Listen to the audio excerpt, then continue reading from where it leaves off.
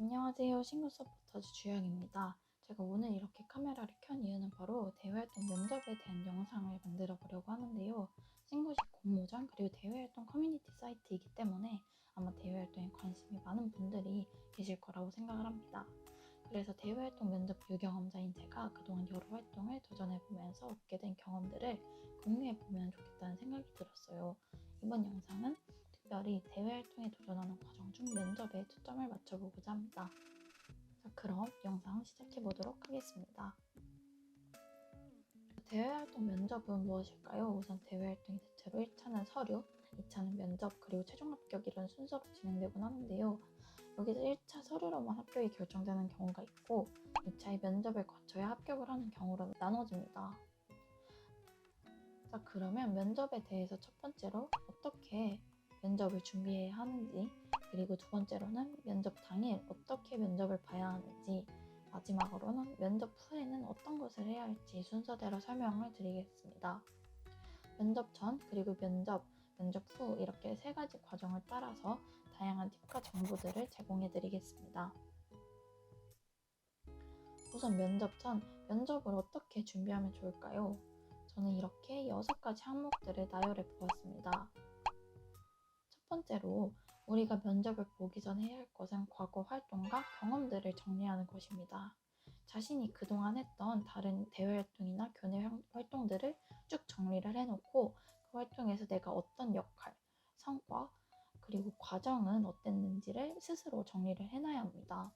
이걸 해야 하는 이유는 내가 지금 지원한 이 활동과 연관성을 찾을 수 있기 때문인데요.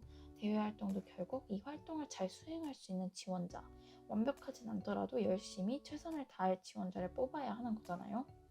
그렇기 때문에 내가 지금까지 한 활동을 정리해보면서 어떤 경험을 토대로 내가 이 활동을 잘할 수 있는지를 스스로 정리를 미리 해놓는 것이 좋습니다. 그리고 정리를 꼭 해놔야 하는 또 다른 중요한 이유는 과거 활동과 경험에 대해 면접 질문으로도 정말 많이 나오기 때문입니다. 땡땡 활동은 뭐였는지 설명해달라는 질문을 저는 실제로 받았던 적도 있고요. 아니면 활동을 직접적으로 묻는 질문이 아니어도 답변을 할 때 이 활동에서 이런 경험이 있었다. 이렇게 좀 더 구체적이고 좋은 답변을 머릿속에서 꺼내오기가 좋기 때문입니다. 자, 두 번째로는 예상 질문 리스트를 뽑아보는 것입니다. 이 예상 질문 리스트를 어떻게 뽑아야 하는지도 알려드리겠습니다. 첫 번째로 관련 분야 그리고 기업 특성을 조사하는 것인데요. 대외 활동에서 주최하는 그 해당 기업이나 아니면 분야에 대해서 나는 관심이 많다는 것을 어필하면 훨씬 좋은 인상을 주겠죠. 게다가 실제로 이렇게 기업에 대한 이해도와 관심도를 묻는 질문들도 자주 나옵니다. 해당 기업의 슬로건이나 최근 기사, 홈페이지 등을 찾아보면서 정리를 해두면 좋을 것 같습니다. 두 번째로는 해당 대외 활동이 어떤 것을 하는 활동인지, 그리고 이전에는 어떤 활동들을 했는지 파악을 해놓는 게 중요합니다. 그래야지 이 활동에 대해 내가 얼마나 관심 있게 찾아봤고 얼마나 하고 싶어 하는지 열정을 드러낼 수 있다고 생각을 합니다.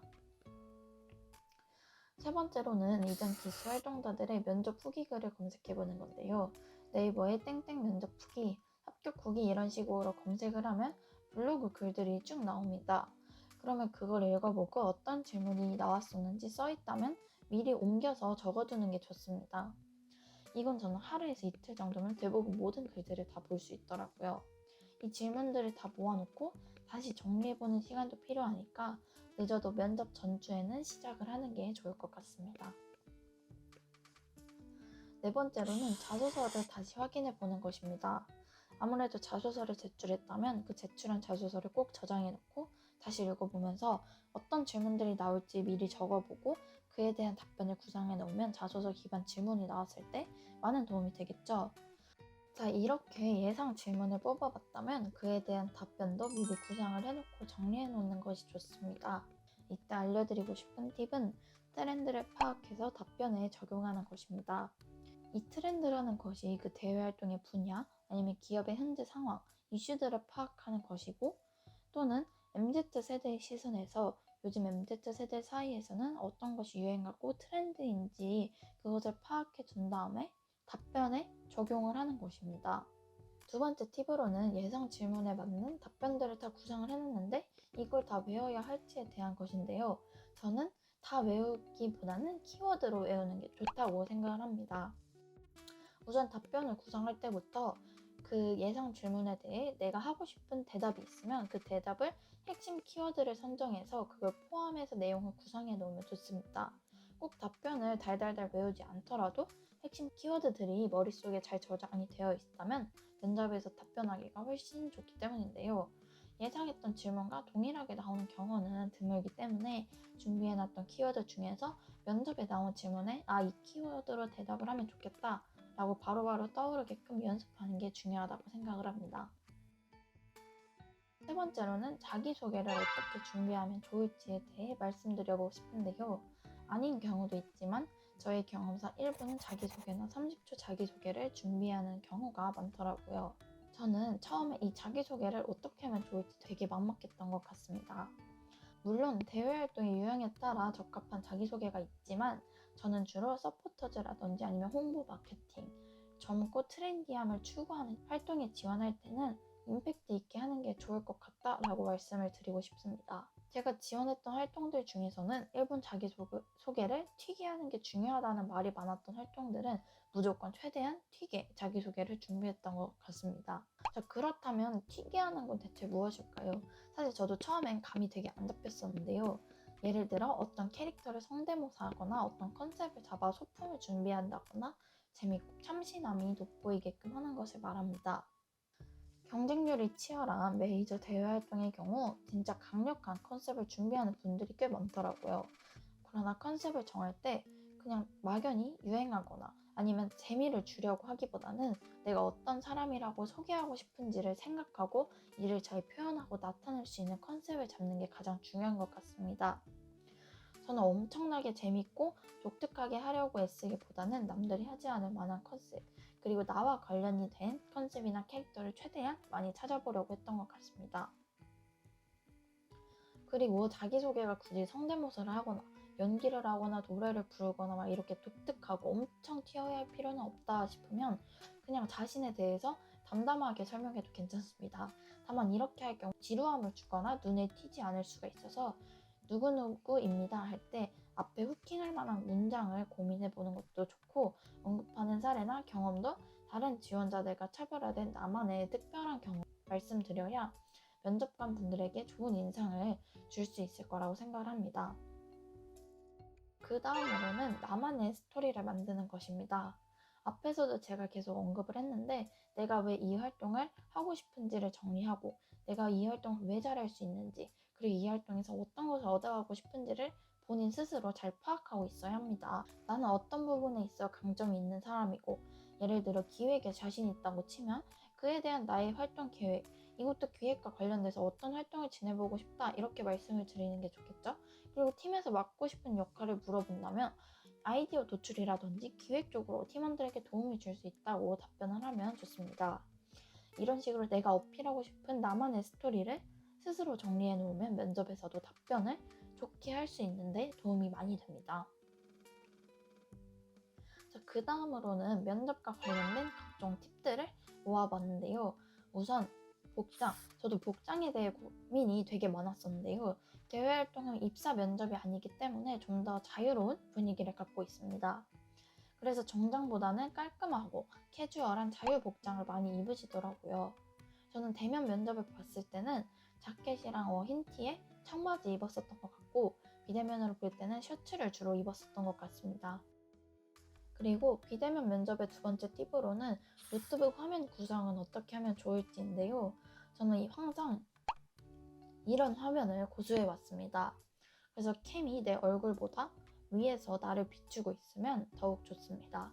그리고 뒷배경은 무조건 깔끔한 곳을 찾으면 좋을 것 같습니다. 물론 요즘에 줌이나 구글 미트 등 가상 배경으로 뒷배경을 흐리게 블러 처리해주는 기능들이 있긴 한데, 저는 개인적으로 이렇게 블러 처리를 하는 것보다 최대한 뒷배경이 하얀색 벽지에 아무것도 없는 상태에서 블러 처리를 안 하는 게 가장 자연스러워 보이더라고요. 물론 이건 상황에 따라 어쩔 수 없기 때문에 그래도 최대한 뒤에 짐이 별로 없고 뒤에 시선을 빼야 할 게 만한 무언가가 없고 깔끔한 배경일수록 좋다라고 말씀을 드리고 싶습니다. 자, 이제 마지막 단계인데요. 비대면 면접의 경우에는 노트북 환경을 사전에 꼭 체크하는 것입니다. 디지털 기기를 사용하는 화상 면접에서는 진짜 예기치 못한 상황들이 많이 발생을 합니다. 꼭 면접 전에 네트워크 환경, 그리고 연결은 잘 되는지, 노트북은 잘 작동이 되는지, 배터리는 잘 충전이 되어 있는지, 내 화면은 잘 나오는지, 마이크랑 소리는 잘 작동이 되는지 등등 그 전날과 면접 당일 몇 시간 전에 꼭 체크하시기 바랍니다. 자, 이렇게 면접 전, 면접 준비는 어떻게 해야 되는지에 대해서 길게 말씀을 드려봤는데요. 이제는 면접에서 도움이 될 만한 내용들을 알려드리도록 하겠습니다. 첫 번째로는 최대한 먼저 손을 들고 대답하는 것을 추천드립니다. 제 경험상 함께 보는 지원자들이 있으면 대답 순서를 지정해주는 경우가 있는데 그렇지 않은 경우도 많더라고요. 손을 들고 먼저 말해보게끔 하는 경우가 정말 많았습니다. 저는 그래서 최대한 가장 먼저 손을 들어서 대답을 하면 좋다라고 말씀을 드리고 싶습니다. 이렇게 하면 적극적인 모습을 보여드릴 수 있어서 좋기 때문입니다. 그리고 답변을 빨리 말할수록 다른 지원자들과 답변이 겹치는 상황도 피할 수 있다는 장점이 있습니다. 그리고 두 번째로는 다른 지원자들이 답변을 할 때도 경청하고 반응을 많이 해주면 좋습니다. 다른 분들의 답변을 할 때 고개를 끄덕이거나 자기소개가 끝나면 박수를 치는 등 다른 지원자분들의 답변에도 귀 기울이고 있고 반응을 많이 해주는 것도 적극성을 보여드리는 방법이라고 생각을 합니다. 세 번째로는 웃음과 편안한 모습을 보여드리는 것인데요. 너무 긴장한 모습보다는 미소를 머금고 있는 지원자가 더욱 좋은 인상을 줄 수 있겠죠. 저 같은 경우에는 긴장은 속으로 엄청 했는데 입꼬리는 최대한 웃고 있게 고정을 해놓곤 하는 편입니다. 자, 네 번째로는 대본을 보고 읽지 않는 것입니다. 당연히 면접 때 준비해온 답변을 보고 읽는 게 말이 안 되는 거긴 하지만 비대면 면접의 경우 화면을 띄워놓을 수 있기 때문에 그거를 보고 읽으시는 분들이 꽤 많은 것 같더라고요. 대본을 보고 읽으시는 분들은 눈동자가 대본을 따라 움직이는 게 정말 잘 보입니다. 저도 잘 보였는데 저보다 더 면접관 분들은 유심히 보실 테니 대본을 읽는 것은 좋게 보이지만은 않을 것 같습니다. 자, 다섯 번째로는 답변을 할 때는 키워드로 짧고 간략하게 말하기입니다. 너무 짧게 말하는 것도 장황하게 말하는 것도 안 좋으니 최대한 내가 하고 싶은 말은 적당하게 전달하는 게 중요합니다. 그 다음에 여섯 번째로는 답변을 할 때 구체적인 사례를 언급하는 것입니다. 구체적이고 자세한 내용일수록 신뢰도를 주기 때문에 이런 식으로 답변하는 것을 추천을 드립니다. 이 구체적인 사례라는 것은 내가 지금까지 했던 활동과 경험을 토대로 설명드리는 것을 말합니다. 자, 다음으로는 마지막 하고 싶은 말은 꼭 하기인데요. 면접 마지막에 마지막으로 하고 싶은 말 있으신 분 계신가요? 라고 물어보는 면접들이 되게 많았습니다. 대외활동 면접은 면접을 보는 시간이 되게 짧고 나에게 주어지는 답변 시간은 더욱 짧습니다. 그래서 이 마지막 답변을 꼭 사수하는 게 좋은데요. 이것도 최대한 빨리 손들어서 가장 먼저 하는 것이 좋을 것 같습니다. 그리고 마지막 한마디가 의외로 중요한 경우도 많기 때문에 이 한마디도 특색 있게 준비해서 외워두는 것을 추천드립니다. 마지막 순서로 면접이 끝나고 나면 해야 할 일은 무엇인지 설명을 드리려고 합니다. 저는 면접이 끝난 직후에 바로 면접 내용을 복기해서 적는 것을 추천드립니다. 면접 분위기나 방식은 어땠는지, 그리고 받았던 질문이라든지 내가 어떻게 답변했는지를 기억나는 대로 다 적어서 저장해 두시는 걸 추천드립니다. 면접을 볼 때 이걸 다시 보면서 많은 도움이 됩니다. 꼭 면접 후에 10분 정도만 투자해서 정리해 두시는 걸 추천드립니다. 그리고 면접을 다 보면 분명히 아쉬운 부분이 떠오를 겁니다. 아, 그때 이렇게 대답할 걸이라든지 이런 것도 다 메모장 같은 곳에 적어두시는 걸 추천드립니다. 그리고 그 아쉬웠던 점에 대해서 보완하는 방법도 함께 써두는 게 중요한데요. 저는 이렇게 이전 면접에서 아쉬웠던 부분들을 잘 기억해두면 다음 면접 때는 같은 실수를 반복하지 않게 되더라고요. 그래서 별다른 노력을 하지 않아도 이전 면접에서 크게 아쉬웠던 점들은 계속 머릿속에 익혀 있다 보니까 자연스럽게 보완이 됩니다. 자, 그러면 지금까지 대외활동 면접과 관련해서 면접 전부터 후까지 많은 것들을 설명드렸는데요. 저는 앞으로도 싱글 서포터즈로서 공모전과 대외활동 그리고 각종 도전과 관련된 다양한 콘텐츠로 돌아올 테니 많은 기대 부탁드리며 싱글 유튜브 채널 구독과 영상, 좋아요도 부탁드립니다. 이번 영상이나 대외활동 면접에 대해서 더욱 궁금하신 내용이 있으시다면 제 대외활동 계정으로 DM을 보내시거나 블로그로 질문을 주시면 제가 최대한 알려드리도록 하겠습니다.